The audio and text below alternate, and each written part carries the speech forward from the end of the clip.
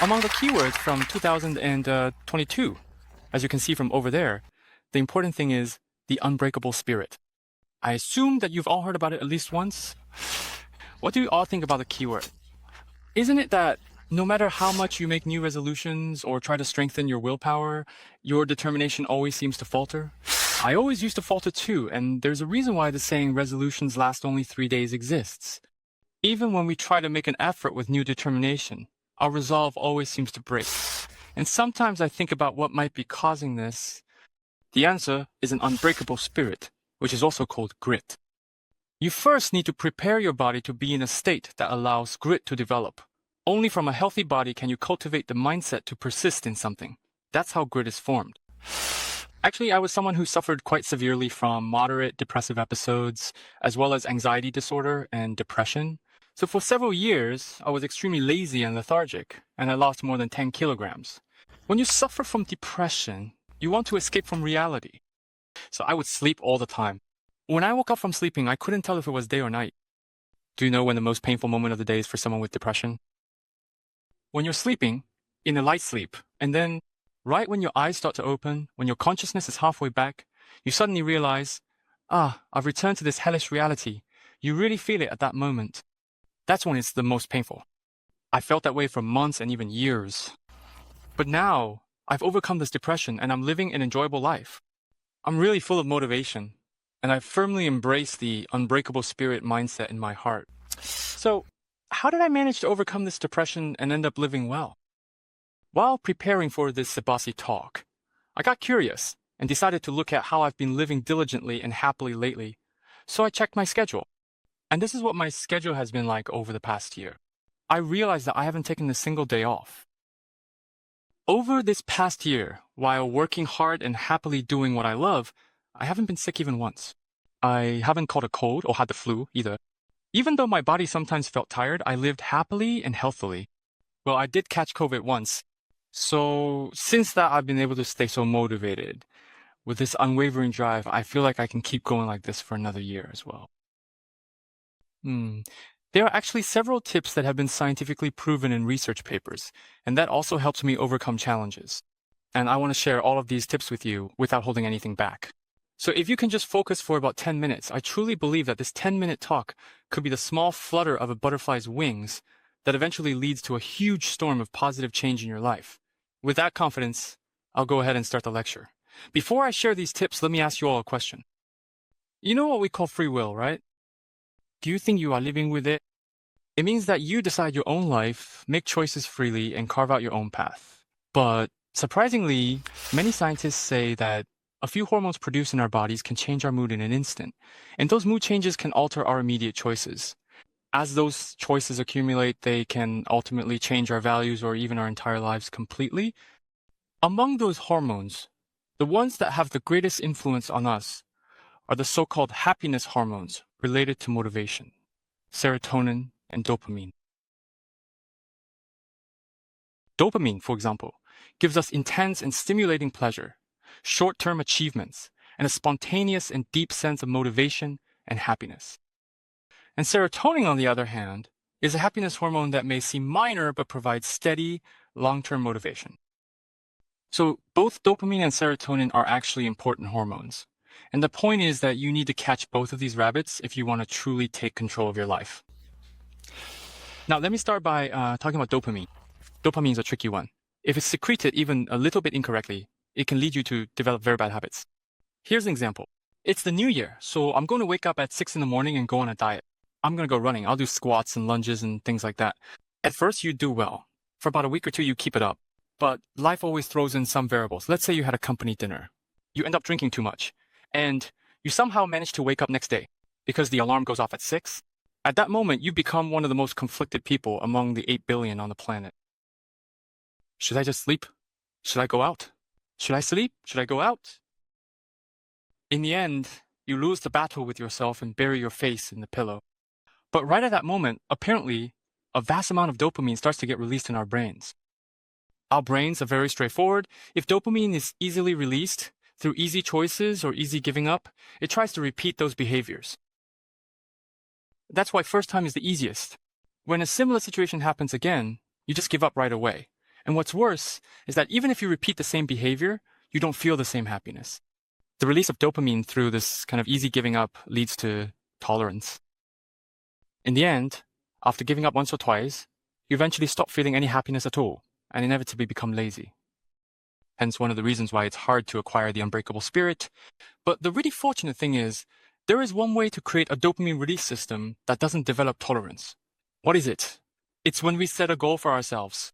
If we work hard to plan it out, put in some effort and patience, and then achieve that goal, dopamine is released again.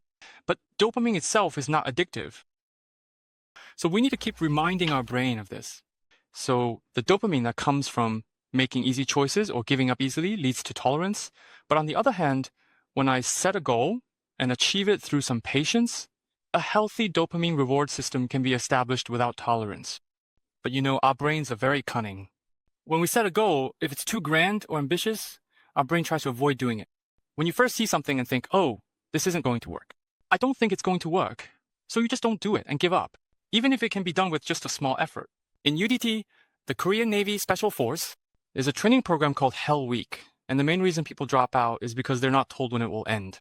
Like, if they said it would end in 2 hours and pushed you hard, you'd think, let's just hold out for 2 hours and that's fine. But since they don't tell you when it ends and you don't know when it'll be over, your brain just gives up. But to put it another way, if you set a goal that you can definitely achieve, your brain will try even if it's tough. So what would be a goal you can achieve 100% of the time? A small goal, such as making your bed. So instead of saying from the start, I'm going to read 100 books, or I'm going to start working out at 5 in the morning. It's not about that. Making your bed doesn't take an arm, right? It only takes 30 seconds. Or just taking a 5-minute walk during the day. It's easy. You start with small goals that don't feel overwhelming to your brain. Then you put in a little effort to achieve that small goal. And when you accomplish it and dopamine is released, a dopamine release system without tolerance gradually forms in your brain. Then a brain state that is prepared to set these small goals eventually goes beyond that to medium goals or even further to big goals. As this accumulates more and more, you develop a prepared brain state that can achieve goals, persevere through life, and have an unbreakable spirit. Now, I mentioned that serotonin is just as important as dopamine. Unlike dopamine, serotonin is a bit more gentle. It is a hormone that provides long-term happiness and motivation. It's just like how Korean people feel they absolutely need rice when they eat a meal. No matter how many side dishes there are, if there's no rice, you won't eat, right? Even if there are fewer side dishes, people still ask for rice. As such, the most fundamental hormone at the base is serotonin. So there are easy ways to make use of the serotonin. So just try getting up just a bit earlier and get some sunlight. They say that just by sunlight, your body produces enough serotonin hormone. Have you ever had days when, for some reason, you just feel good? Sometimes you feel like you can do anything, you feel motivated, and everything seems possible, right? They say that those moments are when your serotonin levels are high. It's a state that people commonly experience.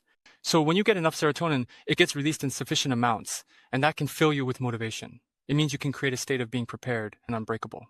Not only that, when you get sunlight and when serotonin is released, other awakening hormones are also produced that help you wake up. So just having a cup of coffee in the morning and getting some sunlight is enough to wake you up. What's even better is that when serotonin is released, by the time night comes and you're about to sleep, it turns into a hormone called melatonin, which helps you sleep deeply. That means you can sleep really well too. It becomes a virtuous cycle. So instead of having a cup of coffee in the morning, I want to tell you to have a cup of sunlight. But honestly, the small dopamine goals I mentioned earlier, and the serotonin, having a cup of sunlight, while all of these helped a lot, I'd like to share with you one tip that was the most helpful in changing my life. And it's something you can start doing right away. It is scientifically proven. In the end, it's a way to boost both dopamine and serotonin at the same time. There's actually a really interesting research related to this. Recently, a research team from the University of Pennsylvania School of Medicine published an interesting study in the journal Nature.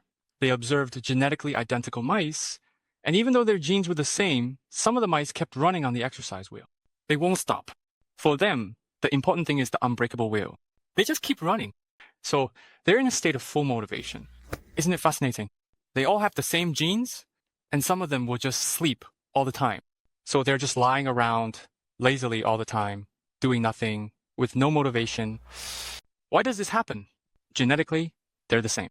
For some mice, the most important thing is the unbreakable wheel, but others just lie around all the time. Do you know how many cells make up our bodies? Our bodies are made up of about 30 trillion cells. But there are even more living organisms in our bodies than the number of our cells.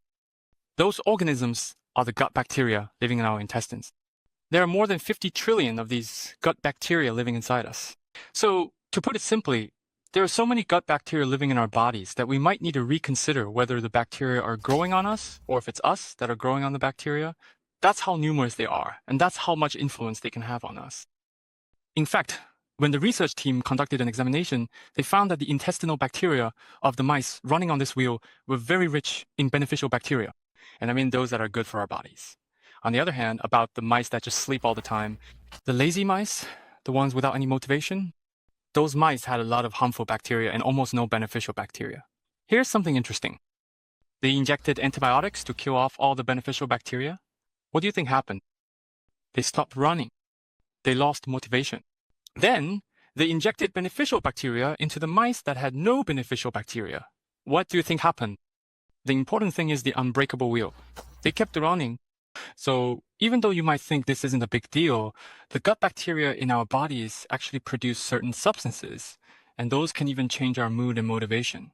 To exaggerate a bit, you could say that our thoughts and feelings are actually created by bacteria. The gut bacteria, depending on which bacteria you have, even your whole personality could change. In fact, many research groups have recently reported in journals like Science and Nature that gut bacteria produce metabolic byproducts from the food we eat. And these byproducts are actually absorbed into our bodies, travel to the brain, and are used as the building blocks for hormones like dopamine and serotonin, which are responsible for motivation. So when these building blocks are absorbed into our bodies, they travel to the brain, where enough dopamine and serotonin can be produced, and as a result, research continues to show that people can become highly motivated and resilient. So this is what I want to say. If you want to succeed, start by eating yogurt and keep eating it consistently. That's what I want to tell you. You know, I suffered from depression and lost over 10 kilograms. Do you know what I first started doing back then? Maybe out of a survival instinct, desperately grabbing at anything I could. I looked up these kinds of research papers, picked out the probiotics myself, bought a yogurt maker, and ate it for 5 years.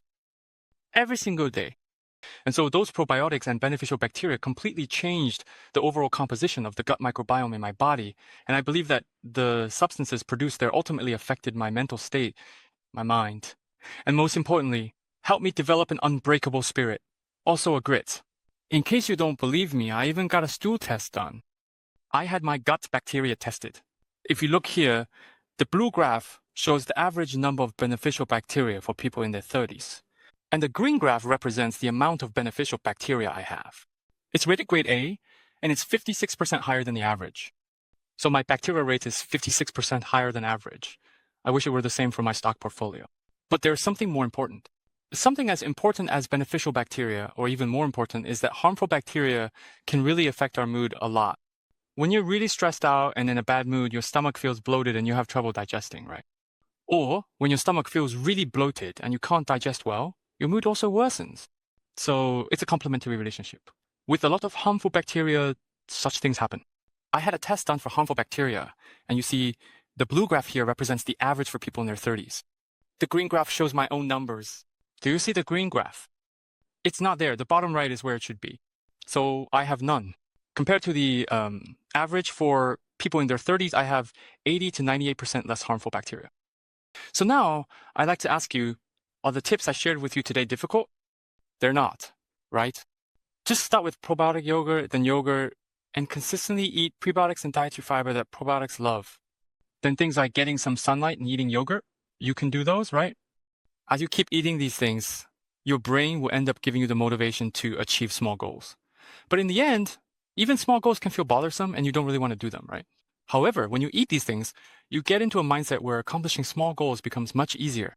So in the end, when you're in a physical state where you can achieve small goals and you actually accomplish them, that prepared state of mind allows you to take on intermediate goals, then bigger goals, and eventually even life-defining goals. I've experienced firsthand that this creates an unbreakable spirit, the grit that gets you ready for anything. That's why I'm here today, to share my know-how with you exactly as it is. Even though it might not seem like much to start right now, I have no doubt that this small flutter of your wings, the first step you take, will, in a year or two, turn into a great storm that will change your life. I believe that what's truly important is having an unbreakable body that creates an unbreakable spirit. I hope that in 2023, you all succeed building an unbreakable body. That's all for today. Thank you.